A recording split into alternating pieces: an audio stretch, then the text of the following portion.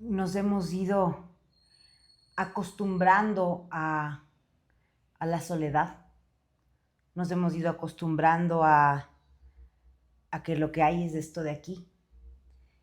Cuando asesinaron a nuestro papá, nos dejaron en un silencio, en una oscuridad muy grande. Pero se necesita la oscuridad y se necesita el silencio para que pueda brillar la luz. Y claro, creo que solo un psicópata podría disfrutar de la protección policial o de todos estos operativos que hay para movilizarnos, porque es horroroso. Y al mismo tiempo entender que eso es lo único que nos separa de nuestros enemigos, de nuestros atacantes, de quienes quieren atentar contra nuestra vida, es sumamente complejo, ¿no? Nosotras somos artistas, somos maestras, artistas marciales, nunca hemos sido personas públicas, no hemos tenido este nivel de exposición. Y la razón por la que tenemos este nivel de exposición es porque hemos decidido investigar el crimen de nuestro padre. Ahora nosotras, después de 3 años de investigaciones, conocemos la verdad.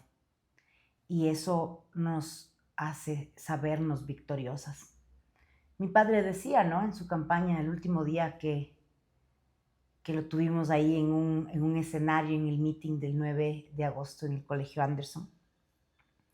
Él decía, yo ya vencí, que soy un ser libre y victorioso, porque él con sus investigaciones y sus denuncias ya los había llevado a la cárcel, ya los tenía prófugos a quienes habían destruido nuestro país. Y esa sensación de victoria, eh, ahora la sentimos nosotras. Claro que una victoria particular en un arresto domiciliario, ¿no? Pero también tengo esperanza de que eso va a cambiar.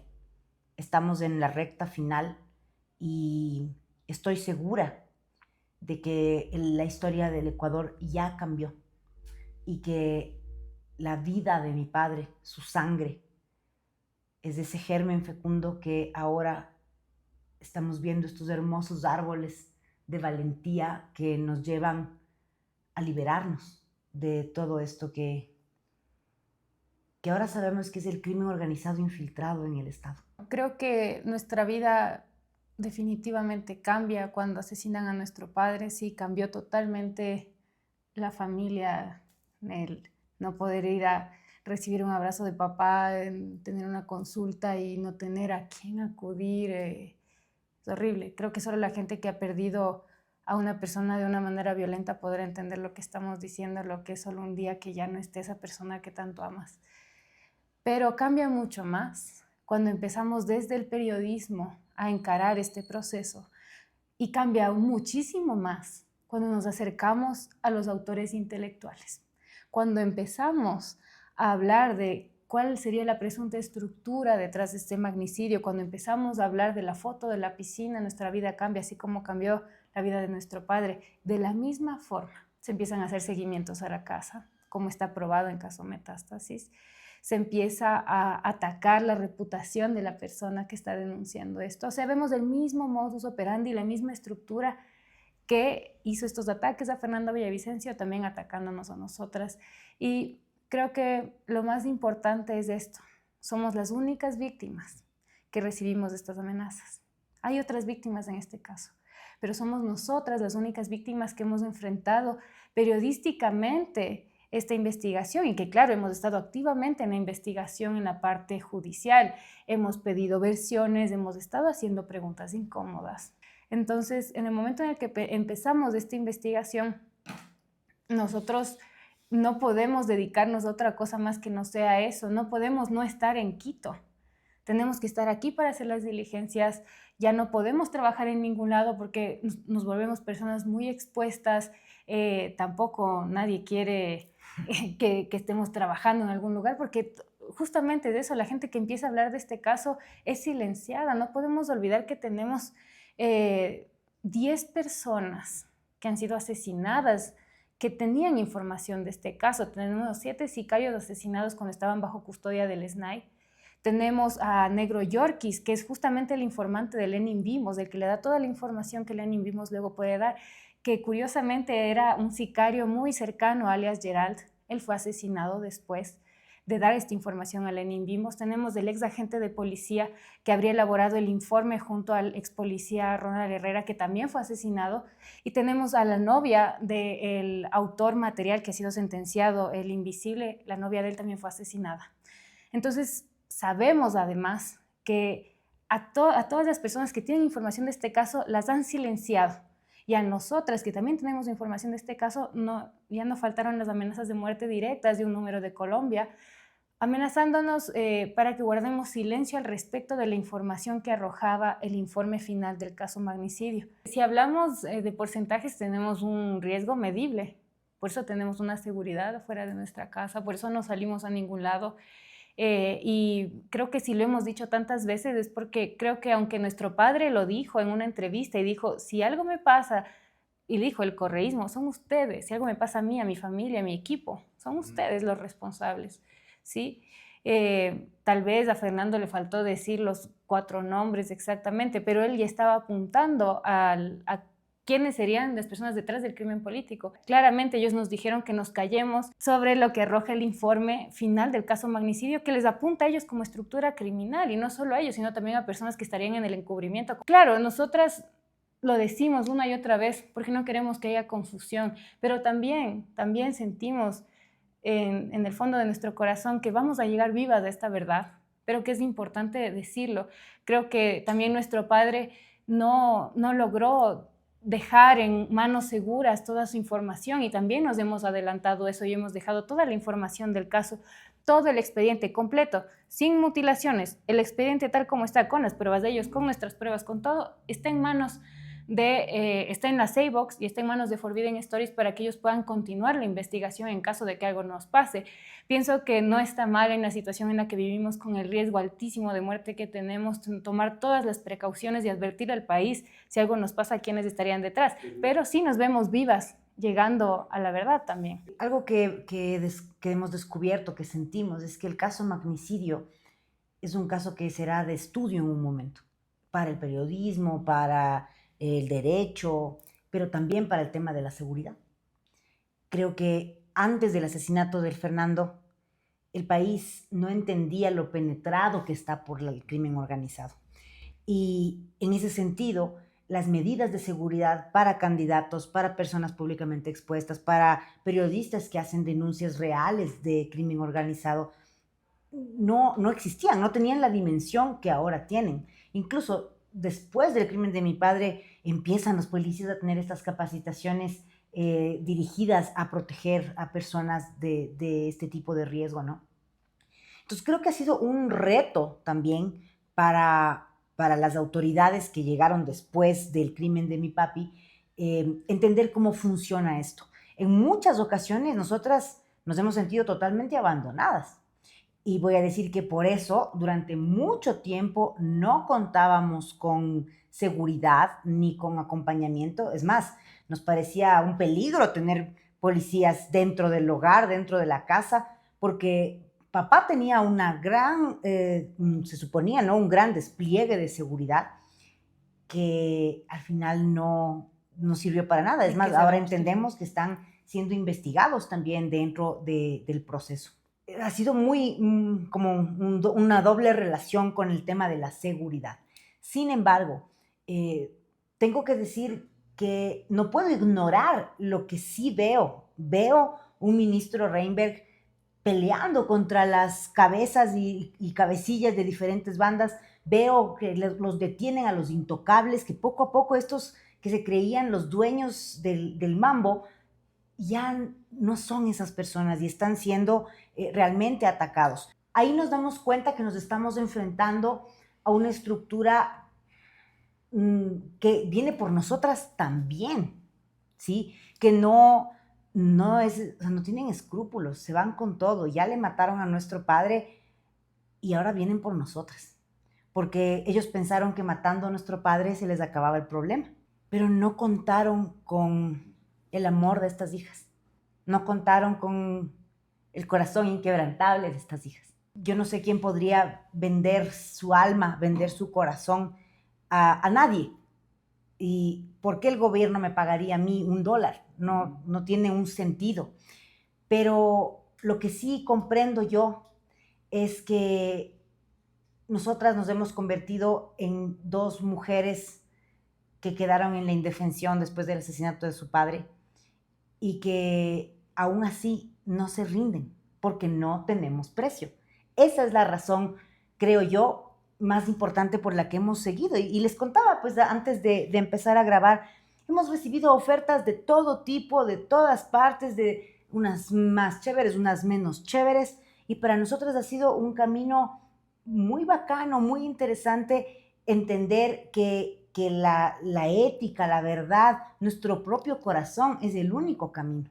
Sin vínculos políticos, sin vínculos económicos, la hemos pasado mal, ha sido muy difícil, porque el periodismo no es un negocio, el periodismo es una profesión bastante ingrata, pero sin recursos, sin apoyo, sin pautas, no se puede avanzar. Entonces sostenemos en esta casa una redacción. Estas dos personas que están aquí, mi madre, Arduino, somos estas 4 personas que sostenemos el medio de comunicación con amor. Y gracias a toda la gente valiente que nos ha apoyado, porque es un pequeño granito de arena que se hace mucho, ¿sí? Entonces, para nosotros ha sido súper complejo recibir apoyos. Pero lo más importante es que muy poca gente quiere dar apoyos, ¿sí? Voy a decir, y sin menospreciar, todo el cariño que nos envían es genial. Amamos esa generosidad, las bendiciones, los abrazos, los cariños. Salimos, las pocas veces que salimos a la calle, la gente de verdad se viene, te abraza, se conecta. A veces es hasta un poco miedoso, ¿no? ¿Quién será que se viene a acercar a darte el beso? Y uno confiando en la energía, y los agentes de seguridad, así como se ponen todos erizados como quién está viniendo, ¿no? Pero de ahí no ha pasado. Y ha sido complejo también salir adelante en estos años así. Que la mafia exhiba donde vives, que exhiban las placas de mi carro. Yo recibía mensajes tan horribles de que ya me van a encontrar con la placa de mi carro, me van a matar, me van a violar para enseñarme. Hijo de madre, yo, o sea, sí, me dolió, me sacudió, me movió. Recibimos amenazas contra mi hijo. Yo tuve que sacarlo del país. Y lo extraño mucho también. Va a cumplir 15 años. Es grandote. Pero es un hermoso hijo valiente que está haciendo lo que tiene que hacer también. Y yo agradezco mucho que él esté bien y que él esté feliz y que pueda ser un poco más libre que nosotras. Entonces, ante esas situaciones, dijimos, no podemos seguir pensando en que podemos seguir sin seguridad, ¿sí?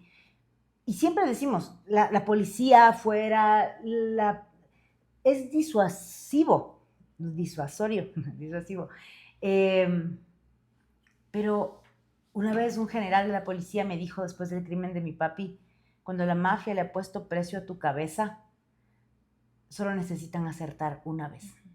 Y eso me llegó. Fue una cosa que me hace todos los días levantarme a agradecerle a Dios por un día más de vida, por un día más de sol, por un día más de mi familia, de mi hermana, de Arduino, de mi madre, de mis hijos. Desde septiembre del año pasado, ya va a ser un año, ¿ves? Tenemos seguridad. Creo que, como digo, estar aquí encerradas con la patrulla afuera no es seguridad de nada.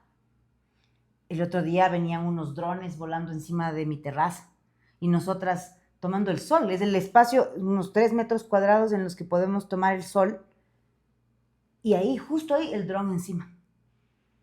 Entonces la Tamia decía, muy nerviosa, ¿qué más estamos esperando?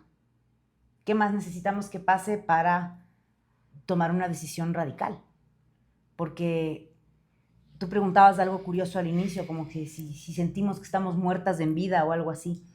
Yo tengo que admitir que durante muchos años, estos primeros años, era un modo lazo. Mira, qué chuches. Vamos a entregar la vida si es necesario. Porque por Fernando nadie se cansa. Y en una vuelta así como muy muy dura de decir, si es que aquí si me van a matar, me van a encontrar peleando, nunca de rodillas. Pero luego llegó esta bebé y creo que eso cambia totalmente la visión. Y ahora queremos vivir más que nunca. Creemos que nos merecemos vivir, no solo nosotras, ustedes, sus hijos, nuestro país. Creo que es necesario que alguien le ponga un alto al crimen organizado y que eso solo se logra cuando se juntan las valentías. Porque cuando es solo una persona, ya vemos lo que pasa. Es muy sencillo para ellos recolectar $1 millón, hacer alianzas con los brazos criminales, las mafias, y luego organizar, y en este mitin te van a matar, y punto. Entonces, no se puede ser uno. Y es chistoso, ¿no? Esa golondrina que sí hace verano, pero tiene que ser cada uno, y es todos al mismo tiempo, para que seamos entonces 18 millones de golondrinas, que sí queremos liberar a nuestro país, que sí queremos tener un lugar en el que nuestros hijos puedan vivir con amor y dignidad. Ahora que tenemos esta seguridad, yo la agradezco. Creo que es un esfuerzo también que está haciendo Y va a mejorar. el Estado ecuatoriano. Está mejorando. Creo que al fin se ha comprendido la batalla que estamos dando. Nosotras no pedimos estar aquí. Nosotras no queríamos esto. ¿Quién va a querer eso? Nosotras queríamos educar y hacer jiu-jitsu y hacer música, que es lo que nos gusta.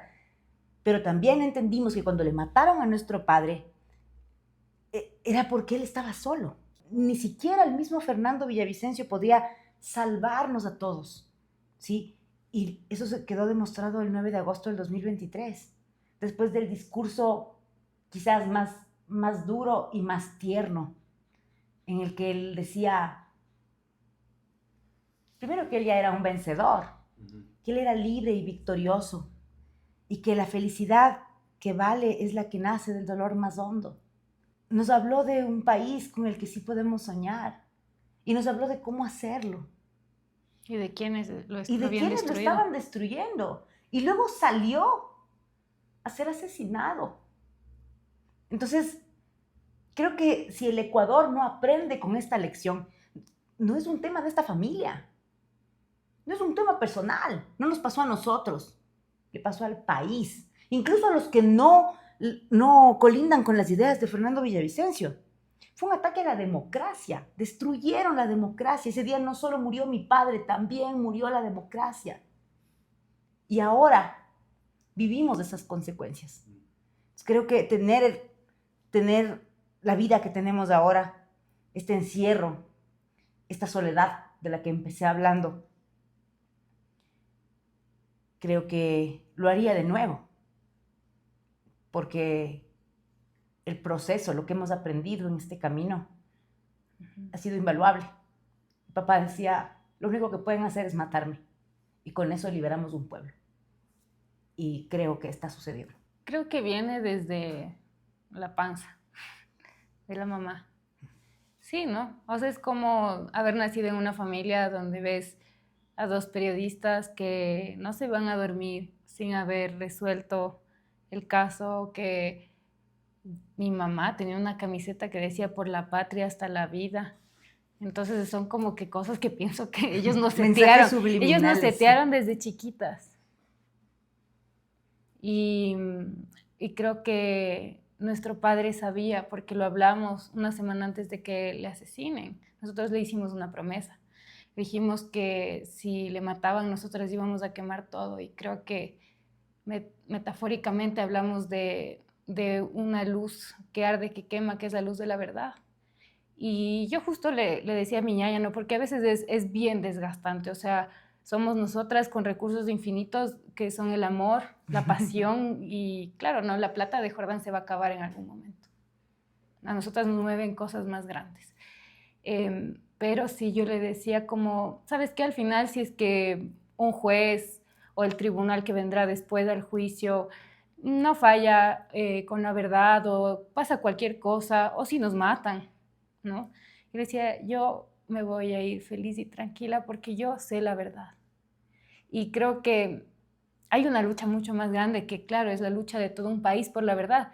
Pero si voy a la parte más egoísta, yo sé la verdad. Y yo como hija estoy tranquila. Siempre le voy a extrañar a mi papi. Justo ayer le decía a mi niña como que qué duro que es sostener todo esto porque no hay tiempo para sufrir el duelo, porque todo el tiempo estamos ahí, enfocadas en nuestro objetivo. Y lo que yo creo es eso, creo que más allá de todo lo que le podamos decir al país, ella y yo podemos dormir tranquilas porque conocemos ese expediente de pies a cabeza. Porque nosotras sabíamos que no íbamos a dejar que nadie nos cuente esta historia, que nosotros teníamos que ser parte activa y hacer las preguntas, porque tampoco yo le iba a creer a Fiscalía lo que me iba a contar.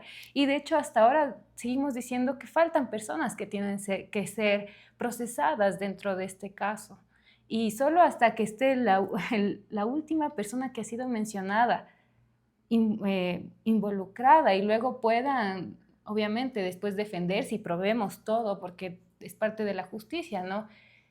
La gente también tiene derecho a defenderse y después de eso yo creo que se habrá hecho una limpieza total en este país, pero desde una parte muy personal y muy individual yo estoy en paz.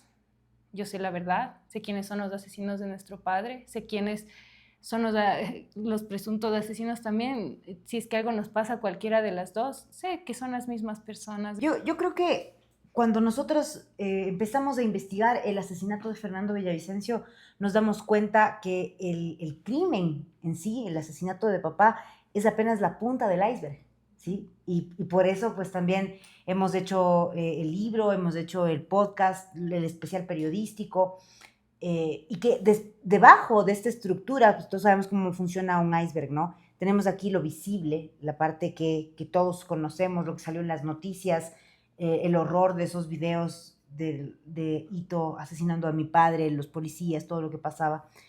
Y aunque eso es doloroso, terrible, lo que está abajo, lo que sostiene este crimen, la estructura, que nosotros le hemos puesto una serie de palabras que parecen rimbombantes, pero son reales y certeras, es esta estructura narcopolítico, criminal, judicial, mediático, transnacional. Estas palabras nos hacen entender las 6 dimensiones de esta estructura, ¿sí? No estamos hablando de un crimen aislado, no estamos hablando de alguien, del odio de una persona que decidió asesinar a un candidato presidencial. Se necesitaba una estructura con roles identificables claramente de cada una de estas personas para llevar a cabo este crimen, que además tuvo que tener tentáculos incluso dentro de la propia seguridad de Fernando para poder infiltrarse de la manera más sucia y acabar con la vida del candidato presidencial, que todos sabemos lo que iba a pasar en el debate. Creo que el Ecuador entero se quedará para siempre esperando ese debate presidencial, porque Fernando tenía para darles a todos, para llevar en tarrina. Todo eso ya quedó en cero. Y creo que en estos 3 años ha sido un intento del país entero por despertar de este letargo de 20 años, porque no ha sido algo que sucedió ahorita, no es algo que sucedió en el gobierno de Lasso o de Noboa. Es algo que viene sucediendo y se viene cocinando como un caldo de cultivo. Desde la pacificación de bandas. Desde la pacificación de bandas, desde que teníamos un gobierno, el gobierno de Rafael Correa financiaba su campaña por las FARC. Entonces, es una cosa que hay que poder entender históricamente y que los últimos patriotas, los grandes héroes de la patria, las personas mayores de 50 años lo entienden muy bien. Los más jóvenes creo que todavía están desconectados de esta realidad y todavía hay una sobrecarga, una sobreestimulación supuestamente ideológica en esta lucha, cuando aquí estamos eligiendo entre 2 cosas muy importantes y fundamentales, la patria o la mafia. Eso nos queda muy claro y no podemos simplemente porque nos cae mal el uno ser amigos del otro, ¿no? ¿Sí? Lo que nos queda es ser críticos, ser valientes, levantar la mirada y entender qué país estamos construyendo todos los días y qué parte ¿qué parte tomo yo en la vida, no? Yo soy el que evita pagar los impuestos, el que se cola en la fila, soy el que copia en el examen, o soy esta persona que vive con ética, que cuando se equivoca es capaz de pedir una disculpa, de resarcir el error.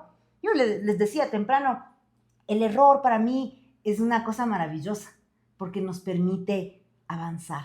Y creo que este país tiene mucho que aprender, que estamos a tiempo, que la esperanza no se termina, que después de estos 3 años de dolor sabemos la verdad y que limpiar la casa, limpiar las heridas, limpiar la política, es el primer paso antes de hacer ese salto, de hacer ese cambio y de poder entregarles a nuestros hijos un país digno para vivir. Bueno, creo que el altar más importante es el corazón de uno. Yo agradezco además parecerme tanto a mi papi. Todos los días que me veo al espejo me acuerdo porque estoy luchando. Es lindo. Creo que todos deberíamos entender así la vida, de que cada cosa que hacemos estamos honrando a todos los que están detrás de nosotros. Y vivir así es un regalo. Qué horrible que haya tenido que ser a través de tanto dolor, pero es un regalo y lo tomo. De ahí que ese mismo altar está en todos los rincones de esta casa, y no solo aquí, sino arriba, donde trabajamos. Cada una tiene un altar en su cuarto y ahí está papá y ahí estamos todos.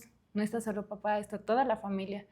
Porque si algo hemos aprendido es que esto se sostiene con toda la familia y que todos somos familia. Entonces, eso es súper importante y creo que si alguien nos vino a dar esa lección, eso de que todos somos familia, lo dicen mucho en algunos círculos medios hippies o cosas así, pero yo creo que el gran maestro que nos enseñó eso a nosotras es nuestro padre, que decía: mi patria es mi familia. Eso significa que todos estamos vinculados y que cada cosa que hagamos es en el bien de todos y en el bien de uno mismo, pues en esa misma coherencia. Entonces, estos altares para mí son un recordatorio de lo que estamos sosteniendo en esta vida.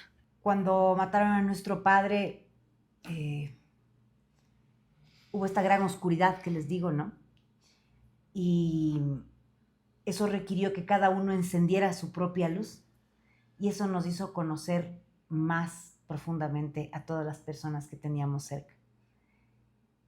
Nosotras ingenuamente entregamos los documentos y la información de nuestro padre a personas que creímos que eran de confianza y que optaron por desaparecer esa información. Y ya no tenemos nada de las investigaciones de Fernando, nada de la información que él dejó, nada de las informaciones que él estaba procesando. Algo hermoso que tenemos son documentos físicos de las cosas que él ya había investigado y las guardamos y las atesoramos porque además todas tienen rayitas de mi papi y letras y escribe al otro lado de las hojas y se ve cómo hace sus mapas mentales de lo que iba descubriendo para las entrevistas, cómo se preparaba. Es muy bello y lo atesoramos justo como eso, como un recordatorio de su mente maravillosa. Pero tristemente todas las cosas que quedaron pendientes no están en nuestras manos, no sabemos dónde están y vemos también quiénes sí estamos en la lucha y quiénes han desaparecido, de quienes ya no se sabe nada, quienes incluso a veces usufructan del nombre de nuestro padre en silencio. Yo creo que el Fernando era un periodista que rompió el molde del periodismo. Alguna vez el Juan Carlos Calderón decía: los periodistas somos políticos de closet. Y yo le decía, por bromear: hermano, sal del closet. Porque la existencia es un acto político, ¿sí? Y el Fernando eligió sus batallas y lo hizo de una forma en la que puso su vida en ello. Yo no conozco otro periodista así. Entonces, claramente quedó en orfandad ese oficio y claramente hubo un silenciamiento colectivo, porque creo que el tren de pensamiento lógico es: si yo soy honesto, valiente y aguerrido como el Fernando, ergo me van a matar en cualquier momento. Creo que el periodismo cambió, mutó, ahora vemos mucho periodismo de internet, de closet, no de closet, de escritorio, en el que la gente se sienta y con información oficial o con cosas hace su periodismo de investigación. No lo desmerezco necesariamente. También hay gente que recibe información privilegiada y con la cual hacen su trabajo, pero ahora nos damos cuenta que eso solamente se debe dependiendo de quién te paga, que rara vez vemos este honor detrás de un periodista que, por ejemplo, el Fernando, él tenía un medio de comunicación que lo fundamos en esa mesa, en otra casa, pero en esa mesa, ahí nació la Fuente de Periodismo de Investigación. Y papá no tenía amigos, no tenía financiamiento, no estaba siendo perseguido de la peor manera, volviendo de su exilio, y él lo hacía porque él no podía irse a dormir dejándoles a estos mafiosos engordarse como lo hicieron. Él no podía, ¿sí? Y eso lo llevó también a espacios de soledad muy grandes. Entonces yo creo que cuando el Ecuador ve, y voy a decir como el gremio del periodismo ve esto, sí hay una censura, una autocensura. Si algo ha cambiado es que las caretas se han caído. Uh-huh. Y que ahora es bien difícil que nos engañen. No digo solo a nosotras, digo en general. Estás a una búsqueda de entender, pero si este trabajaba con este y vivía con este y en la casa de este. Verás, se cayeron las caretas y además creo que la tecnología juega un papel súper diferente. Voy a traer a la memoria el asesinato del general Gabela, ¿sí? Han pasado 15 años y en esos 15 años les desaparecieron la información, les dañaron el informe. Ahora, en tiempo real, podemos investigar, publicar, y la intervención y las pericias legales de los chats, y sale esto y sale el otro. Entonces, la tecnología nos permite ahora tener un avance en tiempo real formidable, totalmente diferente. Y digamos, nosotras hemos sabido también apalancarnos, acompañarnos de eso, y como te digo, la evolución que hemos tenido que tener en el medio de comunicación, en el periodismo, nos ha llevado a entender que sí, hay que llevar el trabajo periodístico al siguiente nivel. Entonces, con las máscaras caídas, el tema de los recursos tecnológicos al servicio de todos. Y como decía mi bisabuelita, la abuelita de mi papi, decía, ahí está el cuchillo, tú eliges si quieres cortarte o quieres cortar el pancito. La tecnología está ahí al servicio. Tú sabrás para qué la usas. Nosotras la usamos para investigar. Nosotras la usamos para ir de un detalle al otro detalle, para ir. La tecnología ahora nos da esa herramienta. Y eso hace que las máscaras fácilmente vayan cayendo. Como lo dije antes, yo podría estar muy tranquila con la verdad que ya sé. Y creo que seguir arriesgando nuestra vida para que todo el país la sepa es un gran compromiso. Primero es el de levantarnos y entregar nuestra vida a hacer investigación, a procesar toda la información que hay ahí. Imagínense, pienso que hay más de 1 millón de hojas en total si sumamos las pericias que hay en los chats y el expediente y sumamos todos los dispositivos que han sido ingresados, pienso que hay más de 1 millón de hojas de información, que es una bestialidad de procesar. Y creo que entregar nuestra vida a eso, porque ahí no está solo el magnicidio de Fernando Villavicencio, está la desestabilización de este país que viene pasando durante más de 20 años. ¿Quiénes son esos personajes? Todos los delitos, ¿no? Decíamos, hay tráfico de influencias, hay obstrucciones a la justicia, hay fraudes procesales, no solo aquí en Ecuador, sino en Estados Unidos. Es un gran compromiso el que tenemos y lo hacemos con muchísimo gusto, estamos poniendo en riesgo nuestra vida. Nosotras siempre, cada 9 de agosto, hacíamos un evento artístico que era lo que más le gustaba a nuestro padre. La buena comida, además la comida de la casa, el mote, la comida de la goita, de su mamá, esa era la comida que le gustaba. Sentarnos a tocar música, prender un fuego. La poesía. Eso era, la poesía, eso era lo que nos gustaba hacer y era lo que hacíamos hasta ahora, que ya como les contamos, estamos un año en estas circunstancias, entonces nada, lo que podemos hacer es seguir haciendo lo que hacemos, es grabar nuestro podcast, es, como les decía, la cosa es que no es solo el 9 de agosto que se tiene que recordar algo tan duro, es que todos los días tenemos que acordarnos que estamos honrando a un gran hombre y a un gran país, porque este país es hermoso, es increíble. Entonces, nada, pienso que el homenaje más grande es estar vivas todos los días y seguir haciendo lo que hacemos y tener esa pasión, ese amor, esa voluntad así enormes. Y claro, sí, cuando nos sentimos mal también hacernos churito y llorar, pero hay que seguir adelante y creo que esa es la cosa. O sea, creo que es justo lo que hemos descubierto en este tiempo, es que creo que también nuestro padre sí sentía miedo y todos sentimos miedo, pero justamente cuando ves el miedo y ves que hay más allá y pasas ese miedo, entonces te vuelves valiente. Y creo que esa es la cosa, ese es nuestro mayor compromiso, seguir siendo valientes, pararnos aunque nos han pasado con una aplanadora por encima, y el gran homenaje a nuestro padre es nuestra propia existencia. Entonces, honrar eso, hacerlo bien, con los valores, la verdad, la ética y lo más lindo que él nos enseñó, ese amor profundo por todos ustedes y cada uno de nosotros. Yo quiero decir que, pues comparto lo que dice la Tamia, ¿no? Pero creo que esta bebé que viene tiene el nombre perfecto, se llama Victoria. Este es el año de la victoria. Y más allá de la victoria judicial que esperamos o de la victoria contra la impunidad que queremos, creo que está la victoria de nuestra propia idoneidad, poder en algún momento volver a tener una vida, volver a cantar, volver a soñar, volver a escribir. Porque nuestro padre, por más guerrero, por más valiente que fue, él no quería esto para nosotras. Y yo lo sé. Y